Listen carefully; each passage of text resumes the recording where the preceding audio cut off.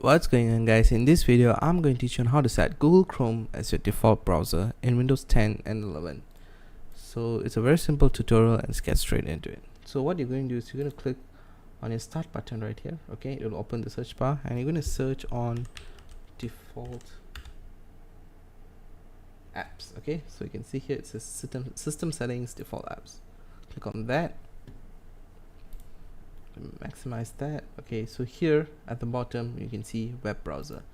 You're going to click on that and then you're going to set it to Google Chrome. Make sure you have Google Chrome installed before this process, so it'll pop up right here, or you can change it to any other browser you have. So in this tutorial I'm going to teach you on Google Chrome, so just click on Google Chrome, click on switch anyway, and there you have it. Now Google Chrome is your default web browser.